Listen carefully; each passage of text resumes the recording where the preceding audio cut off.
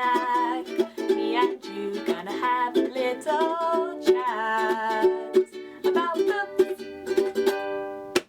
Hi guys, so today I'm going to be doing a review, and the review that I'm going to be doing is of Blood Song, which is the first book in a trilogy by Anthony Ryan. It's a high fantasy with magic, with battles, with all sorts of really cool stuff, and I loved it. I absolutely loved it, and Anthony Ryan is now one of my favourite authors for life, and I just really enjoyed this. So yeah, let's get into the gushing review. So I heard about this book from Melissa at Lisaniella. I will link her channel down below, and you guys can go check her review out and what she thought of it and everything, because that's what made me interested to buy this. And I love it, and I'm so glad that she recommended it. Thank you so much, Melissa.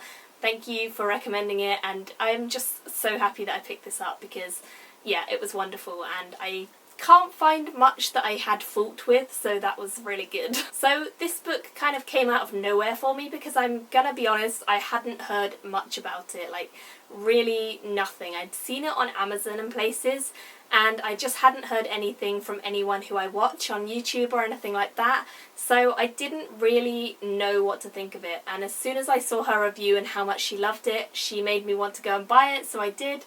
And yeah, I'm just so happy that I did because it's a wonderful book. I don't know why I knew so little about this book because it came out in 2011, which is a while ago now, and I don't know why I hadn't heard more about it. I don't know why more people hadn't talked about it.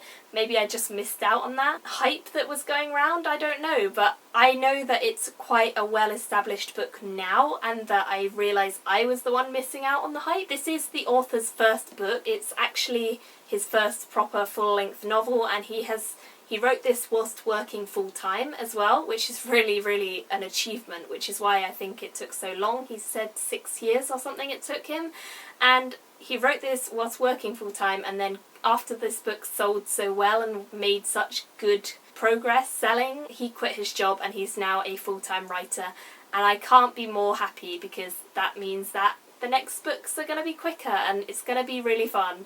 So yeah, highly excited about that. This story and the writing style really reminds me of Patrick Rothfuss and The Wise Man's Fear and The Name of the Wind, because it's told from the point of view of a guy who's basically a lord, and he is writing down the story of another guy who is called Vaelin Alsorna, and he's the main character. It's basically a story of his life. It's very similar in that way to The Name of the Wind because it tells the story of his life, how he got to where he is now. And it's basically him recounting that. But that's where it ends in similarity. The writing style's beautiful, the writing just very fluid, very easy to get through. There was never a point where I was bored, there was never a point where I felt like I wanted to go and do something else. The only reason I put this book down at all and didn't really get too quickly through it was because I was enjoying it so much. I didn't want it to end, and I had to put it down sometimes to go and do other things, obviously. But it was just so good. It was such a good book, and I can't rave more about it, guys. This is as good for me as Sanderson is, so you know what I'm saying. That's a good thing for me. I also really, really love the political systems in this book because they don't take centre stage. It's not centre stage the whole time, but there are different groups that are called orders. There are 6 different orders, and basically each one represents a different kind of art. So the one that Alsorna becomes a part of is to do with battle and war and all that sort of thing, but there are other ones to do with medicine and so on, and it's just such an interesting concept. I really, really loved it. They're kind of like guilds. It's just really cool. They work together, they're brothers, they have the strongest loyalty and the fiercest loyalty, and it's so good, and I can't rave more about this. It also has echoes of The Left Hand of God. If you've ever heard of The Left Hand of God, which is by Paul Hoffman, I would highly recommend that, but this is better because The Left Hand of God is all about religion. It's all about religion in a mystical, magical fantasy setting, and this also is about religion, but it's not as strong about religion. It's not the same Christianity religion. It's called the Faith, and it's got different views and so on, so it's nothing to do with that.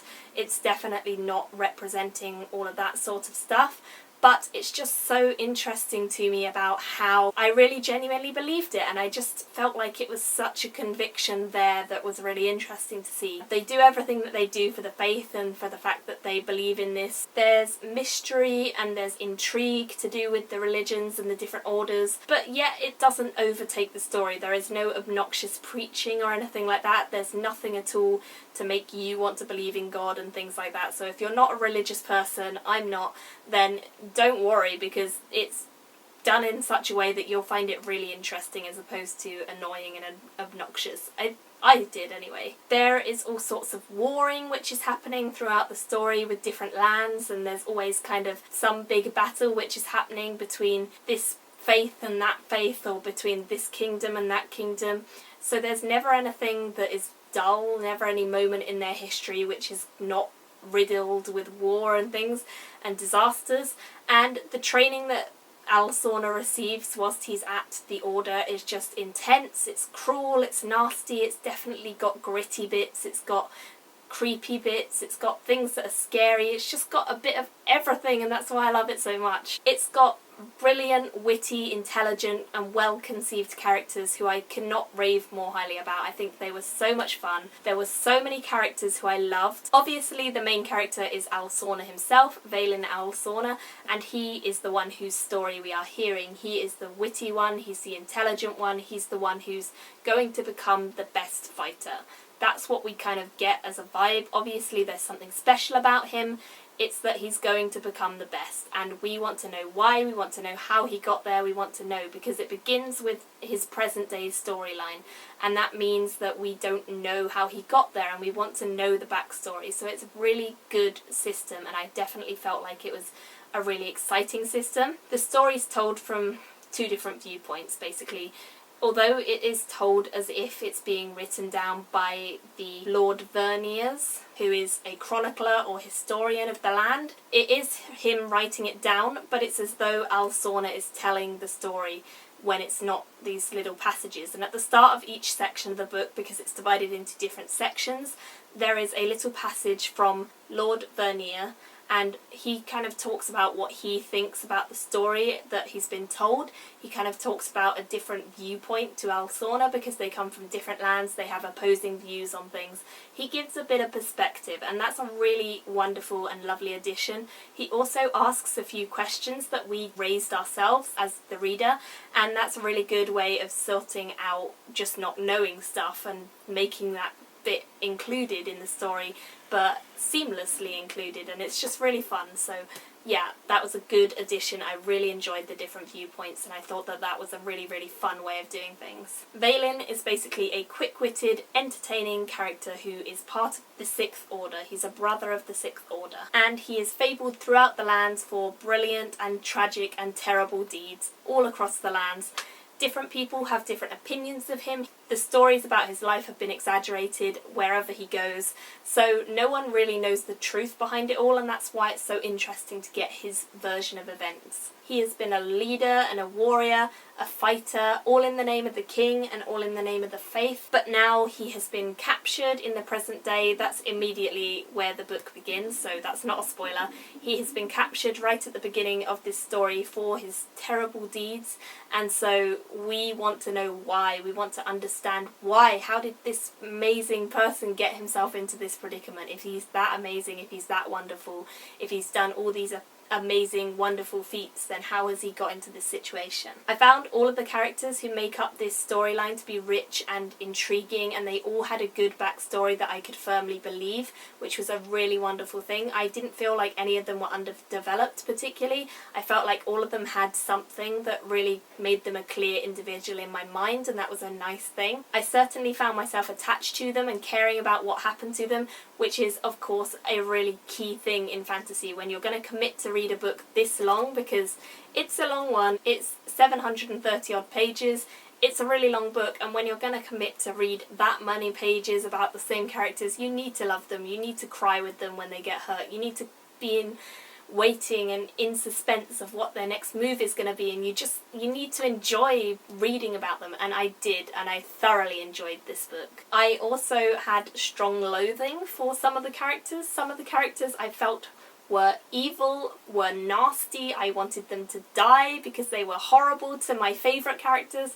So there was always this rivalry of me backing the good guys. And I just felt like there were some people who were so nasty and cruel, but that all added to the drama and the suspense, and yeah, they were really well done characters. I must say that I really loved the brothers of Valen because actually they were so interesting. They all had their own different personalities and they were very individual people. They were the most developed out of all of the other characters because they kind of play a major part in his upbringing in the Order, and they were just so interesting because all of them had an individual story about them, all of them got into different scrapes and scenarios, and it was just really cool. So the brothers included Norta and Dentos and Brachus and Canis and Frentis, and all of them were really, really cool. As a group, as a collective, they just had such a good dynamic. They melded well together, they just created this fun cohort of people, and it was really entertaining to read about their sort of misadventures whilst growing up within the Order. I also found myself really liking the princess, actually, because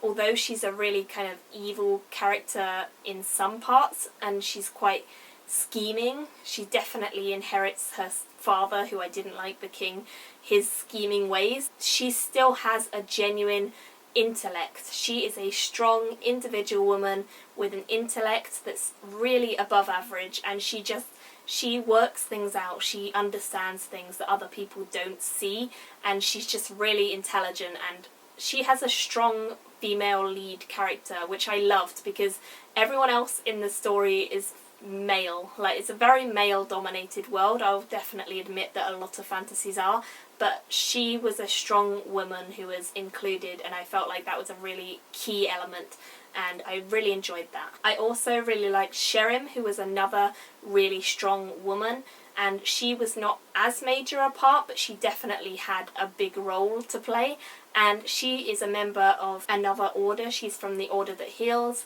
and she was, again, a really strong person, a really kind-hearted, warm and loving individual, and that was another side of the female personality that I liked seeing in her. So yeah, it was really cool to see those two strong women being a part of this story and making a big impact on me. As for the world and the politics, I felt that it was all very believable. I felt that the world was perhaps not explained massively, and actually none of the appearances of the characters and things like that are explained massively, but they were explained enough that I could picture my version of it. And in the back there's a little interview where Anthony Ryan is talking to the publisher or something like that, I believe. It's all these questions that they ask, and one of the questions is like, why isn't it described as much as it could be, like more detailed fantasies are? And he says that that's because he wants people to imagine their own version. He wants them to imagine it their way, and I definitely felt like I could still imagine it even without huge lengths of paragraphs that described every little detail. And I loved that it didn't have to have every little detail, and it was still so fast moving and action packed and fun and deep and entertaining and thought-provoking and everything like that. Our main character really develops throughout the story, and we see him change in what he thinks, and we see him tested, and we see problems that arise and how he actually deals with that.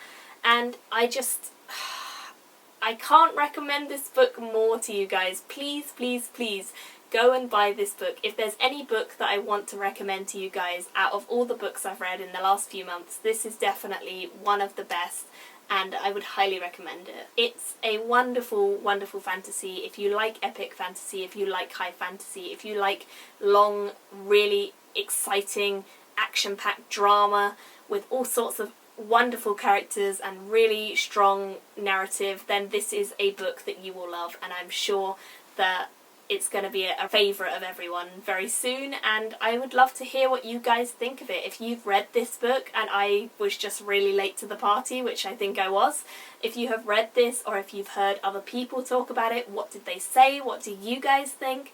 Let me know in the comments. I would love to chat to you guys about this book. I really, really love it, and I'm just so excited to pick up book number 2, which is Tower Lord. It's going to be amazing. I'm so excited. So please, please have a chat with me in the comments, and I will see you all very soon in my next video. Bye! Me and you gonna have a little chat about the